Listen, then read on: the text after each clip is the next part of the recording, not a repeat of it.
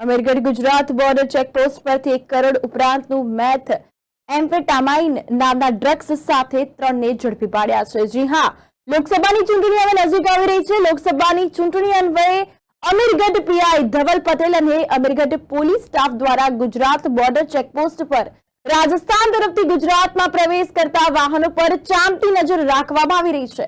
Amirgadh PI Dhaval પટેલના માર્ગદર્શન હેઠળ Amirgadh police Gujarat border checkpost પર અમીરગઢ પોલીસ રૂટિંગ વાહન ચેકિંગ દરમિયાન એક ક્રેટા ગાડીમાંથી 1 કરોડથી વધુનું ડ્રગ્સ ઝડપી પાડ્યું હતું, જેમાં ગાડી સહિત 1,16,49,50,000થી વધુનો મુદ્દામાલ કબજે કરાયો છે અને 3 ઇસમોની અટકાયત કરવામાં આવી છે। કાયદેસરની કાર્યવાહી હાથ ધરવામાં આવી હતી।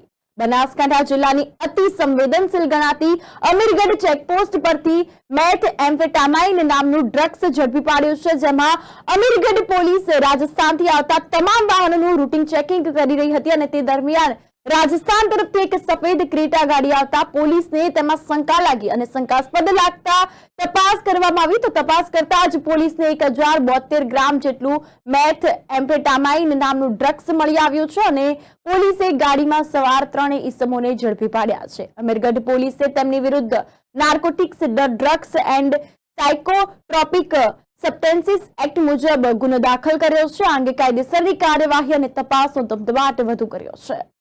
કરવામાં આવી રહેલ છે, જે અનુસંધાને ગઈકાલે વાહન ચેકિંગ દરમિયાન અમીરગઢ ચેકપોસ્ટ ખાતે 1,07,20,000 જેટલા મુદ્દામાલ સાથે 3 ઇસમો પોતાની કબજાની ક્રેટા ગાડીમાં પકડાઈ ગયેલ હતા। એ અનુસંધાને આજરોજ ગુનો દાખલ કરવામાં આવેલ અને આગળની કાર્યવાહી કરવામાં આવેલ છે।